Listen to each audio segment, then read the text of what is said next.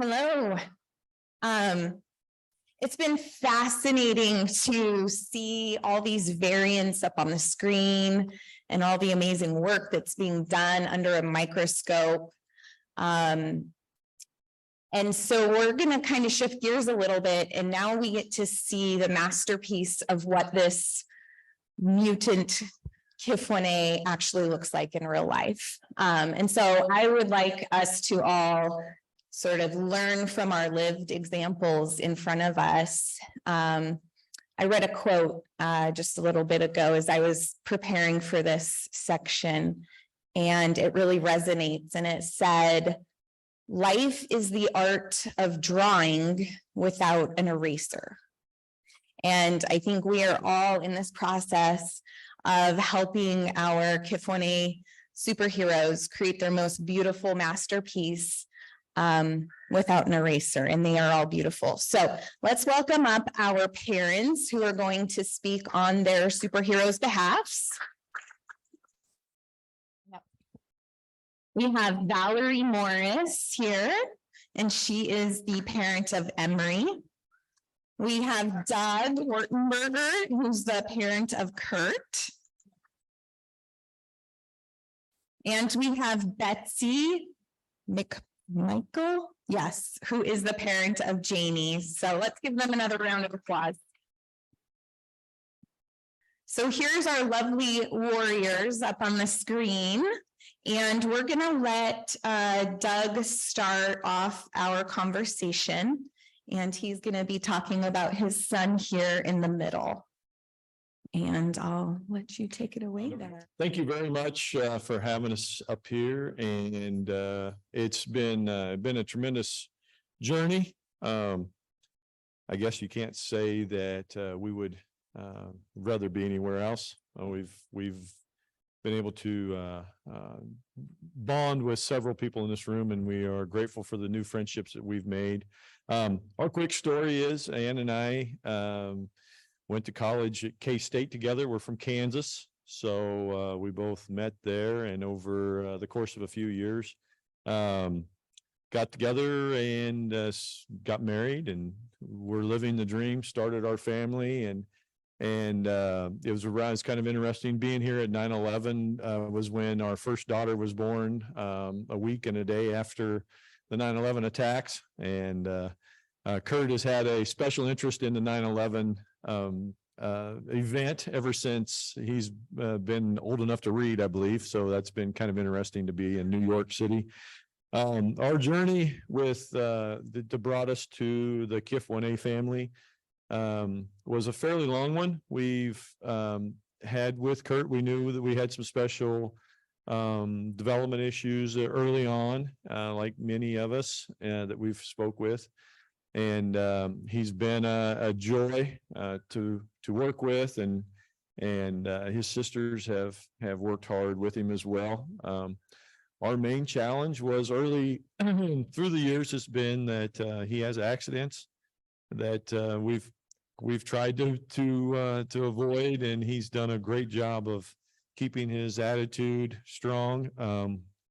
Mobility has been decreasing. So the gist of my story is that we took from this message that we've received, not only from the great doctors, but that we really would like to take home with us to promote genetic testing, because through all of our challenges, we've saw many specialists, Children's Mercy.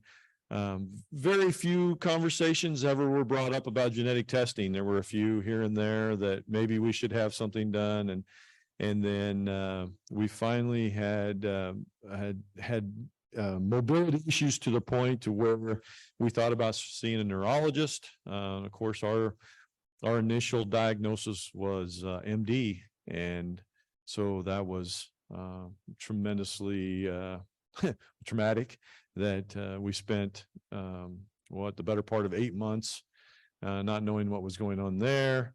And then through that process, it was kind of interesting that our family doctor had actually already ordered genetic testing for us because she was changing jobs, and before she quit her job, she actually took it upon herself after a conversation with us, but she had actually ordered genetic testing, and they had the genetic testing was to be done at Children's Mercy in Kansas City, and they hadn't even contacted us when the neurologist told us we should have some genetic testing. But at that time, it was going to be a huge wait. The long and story of the story was, it was a huge blessing that she had already ordered that, because then we were able to get in a relatively short period of time, get his testing done. And it was August 3rd of 2022, 1 year ago, and a few days now, that we found out that he had been diagnosed with the R11Q mutation of the KIF1A, and here we are. So we're very, very grateful for the friendships that we've been able to cultivate here, and we look forward to a lifelong fight with this disease. And we'd welcome any questions later on, but that's pretty much has brought us to this point. And again, we're grateful. Hi, hello. I'm Valerie Morris. We live in Alabama. I'm here with my husband and our daughter Emery. She is 3. She was diagnosed a year and a half ago. So February 8th, 2022. So we're still kind of newbies to the community and to the community of living with a child with a disability. Emery's timeline, we started having some questions about her development when she was around 8 months old. Emery is actually a twin. She has a twin brother, and he does not have canned. And then we have a 17-month-old also, and he does not have canned. And so it was kind of easy for me to compare her development to her twin brother. So I think we had some questions early on. She had low tone around 8 months old. She went to a couple of physical therapy appointments. She graduated. We thought all was well. And then she kind of still had some delays. She had some eye crossing. So we took her to an ophthalmologist. She needed glasses. She was farsighted. And after that, she started crawling, pulling up at 11 months old. So again, we thought, ooh, that's it. It was just the glasses. But then, of course, we continued to see delays in speech. And of course, she still can't walk without a walker, so unable to walk. So we got a referral to Vanderbilt in Nashville, and we started seeing doctors there. The first doctor we saw, she was around 17 months old, said, no, there's nothing wrong with her. She's just behind. She's a twin. She was a little small at birth, born a little early. So we thought, great, she'll just catch up. So we did continue to push forward through with more doctor's appointments just to be certain. And we went to a geneticist, said the same thing, nothing wrong with her. Our last stop was to see a neurologist, and he was finally the first person that said, yes, I think there is something wrong with her, and let's finish getting this genetic blood work done. And that was a long and hard battle with insurance to get that covered, but he was a wonderful doctor who did everything he possibly could to get it done. And so fast forward to February 8th of 2022, she got her diagnosis. She's the R316W. I was 38 weeks pregnant with her baby brother at that point. So all my moms out there can have some sympathy with all those emotions that you're already feeling when you're pregnant, and then getting the most devastating news of your life that your daughter has. We knew she had something, but this is just, wasn't the diagnosis that we wanted. We wanted it to be something simpler, something not so severe. And so dealing with, I call it my postpartum / post-diagnosis depression. And it was a couple of months of, honestly, my darkest days. But we have a lot of support and family and friends. And 2 months later, I don't know if Dylan's still in here, but on April 2nd, we had a CAN community call. We joined the CAN group. I think the day after she got diagnosed, I was like, I got to know more. I have to know everything. I'm a nurse. So I immediately went into like nurse mode, like, what can I do?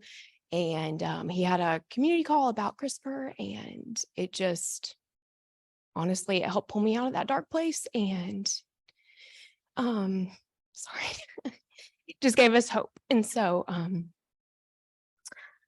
I don't know. So I'm from the South and we have all these crazy sayings, but I'll clean this one up. It lit a fire under my butt to do something. And so we talked to all of our close friends and family. We shared Emery's diagnosis, which was, as you all know, incredibly hard.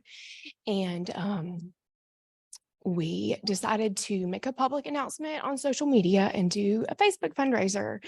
And it just went so well that we were like, well, let's try another. So we decided to do a golf tournament. My parents play golf all the time. My husband loves it too. He just doesn't have time for it. So we did a golf tournament, and it went great. So I thought, well, let's just keep going, and did a silent auction in December of last year that also went really well. I have no experience with fundraising, but I think if you just have the motivation in the community there to support you, that it's going to be successful. And so last year we raised over $60,000 for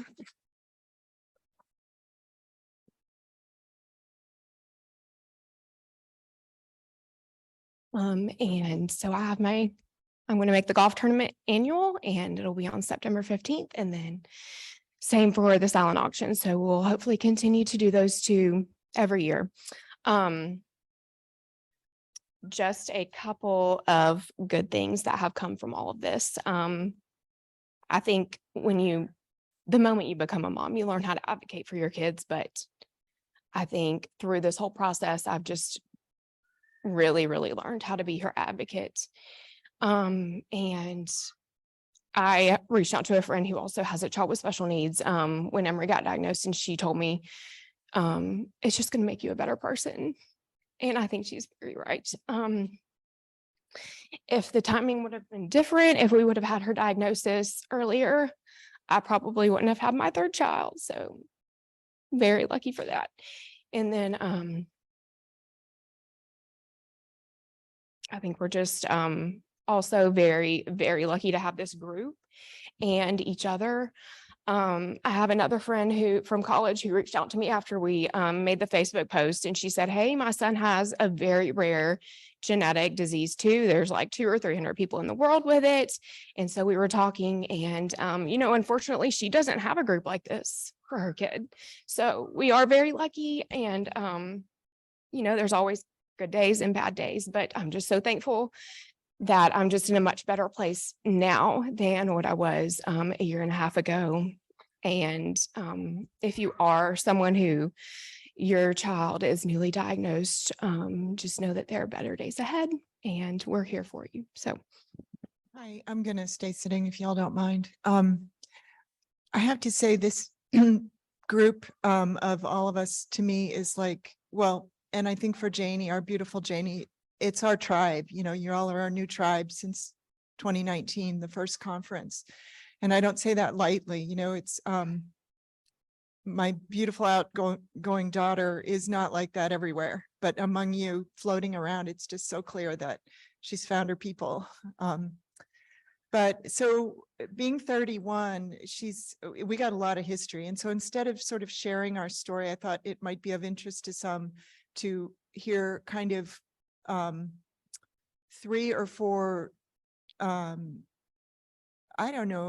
lessons or important things or important approaches that have worked for us, fully knowing that every family is different, every individual is different, but this is, our experience. We moved back to the US after living for a long time overseas to connect with better services and supports for Janie. There were other reasons too, but and right away discovered how difficult it was, just super, super hard. And, following phone numbers and guides and brochures and so forth to connect to it was in the summer, which made it hard too, but we had to connect to preschool services and then any other kinds of services there might be. It was really, really hard. I just couldn't do it. And I've got a graduate degree and I figured, oh my gosh, this is crazy. But we started running into other parents, and the parent support group, whether formally through something like kif1a.org or just in your communities, in the US, every state has to have a parent education center, and there's a 1-800 number you can call and get connected. Anyway, parents are really the rock that connected us to a lot of things. And then once connected, and my mantra became like, and Janie was 4 at that point, get her out into the community of people with and without disabilities as often and as many ways as we could, because you know, we kind of figured, just looking long term, she may or may not be able to balance a checkbook in the future or do this or do that. You know, there's all sorts of, there were so many different unknowns. But if she knows how to love people and be around people and have relationships, I mean, really, that's all you need, because you can get the help you need from other human beings. But it wasn't always easy. When we first came, she didn't even use a walker because it was recommended in Costa Rica, you know, keep going and she'll maybe learn to walk. So, and then she used a walker and canes for a while. So physically it's hard to get around, you know, tiring and so forth, but we always did that. And so then the other thing was like about what Janie has gotten engaged in and involved in over the years outside of, you know, school and services. We also discovered that some people really got her, and, you know, it didn't matter what she can or cannot do. But there are people out there that are just magical and just connected with her. And so those are the people, rather, and whatever they were into, that Janie got into, rather than looking at like, oh, what do we think would be a good activity for her? So there was the guy that discovered she was a natural with horses, way more than the kids without disabilities. So he ended up giving her horseback riding lessons for 10 years every Sunday. And then she's a dancer to this day, and works for contracting money sometimes for Shali, who's the principal in Shali Dance Works, because Shali and she are close friends. And so, you know, gravitating towards those people that you don't have to prove anything to, because they just get her, has always been so important. It's like less about competence and more about just the joy of humanity, being people. And then really the last couple things are just always, we've tried to encourage Janie's voice, you know, and harder when they're really, really little. But as she's gotten older, you know, sometimes there's always going to be, you know, mom knows best inside. Like I have these times and I'm just like, oh gosh. But, you know, there was one developmental pediatrician at a certain point that said, have high expectations. And we've always tried to have really, you know, presume competence, presume somehow there's competence that can be built. And also just allowing her to have the dignity of making mistakes, because little kids, the way they learn is through, you know, bumping into things and, or being mean to people, you know, and sometimes our kids are so protected and sheltered that they don't make mistakes and they don't learn. So, she's, you know, living on her own and makes mistakes and learns from it and keeps growing. So at 31, she's still growing and maturing and learning. And to me, that's really beautiful and important. There's such dignity in that, even though sometimes it's hard and it is risky sometimes. And it, you know, thank you, Janie, for, we often speak together. So it's a little awkward having a full adult, you know, intelligent, beautiful young woman out there, and me talking about her, but I guess I'm also talking about our family, so that's okay. But and I intend to go back from this conference working to advocate for more people in North Carolina for there to be payment for genetic testing, because now I understand even more how important it is that we push up that 144 or whatever it is, 177 of us that are in the study to 500 and beyond, because I don't think this is going to be a rare disease very long. I think that there's thousands, if hundreds of thousands of us out there, and we need, for all of our sake, we need to help do our part, so thank you.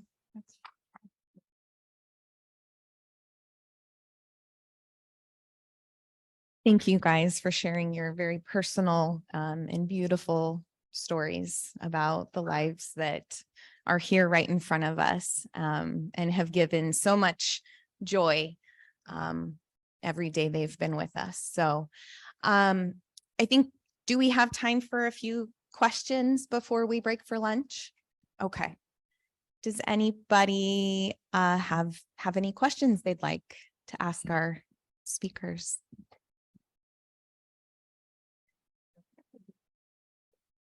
Uh-oh, I'm in trouble. How is this?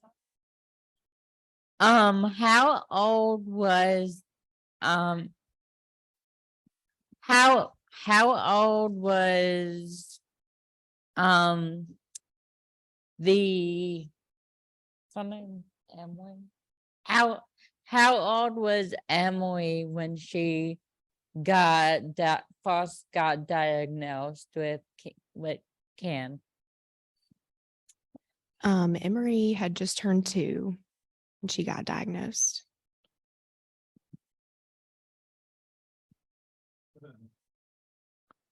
Thank you, Janie. Salima? I actually just going to have a comment more than a question, but I think it's an important one. Thank you, all three of you. I think it's incredibly hard to do what you just did because it is emotional and difficult.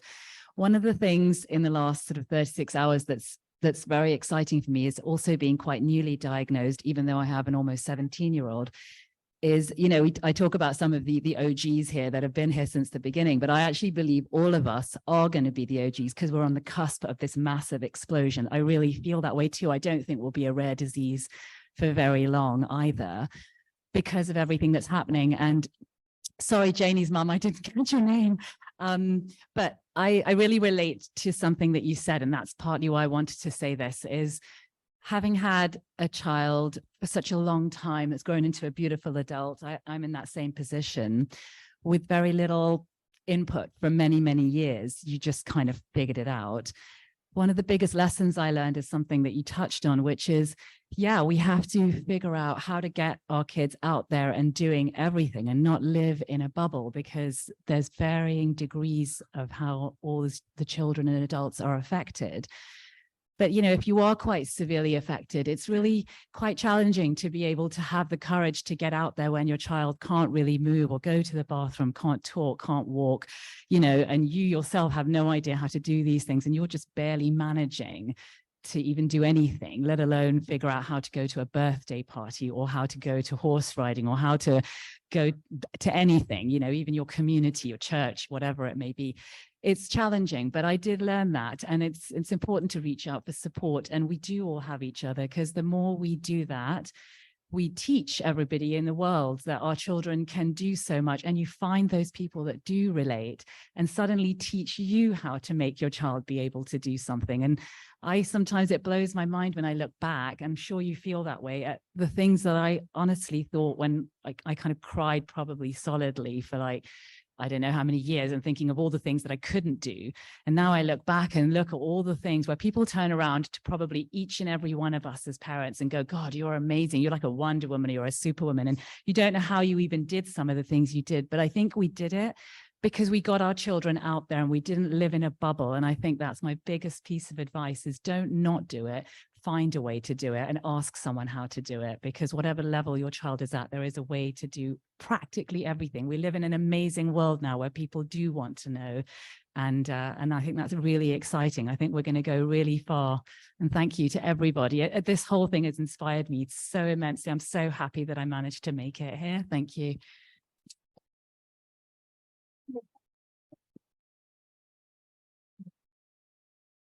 Thank you. That's a wonderful note to wrap up this section on. Thank you, Salima.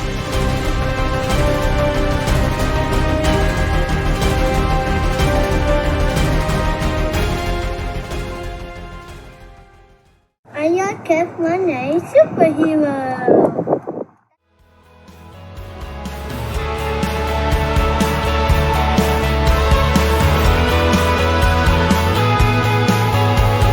Walking along these endless tracks. Jenny Desmond, I'm a Kiffin A Royal for life. Give. Sophia, keep on moving.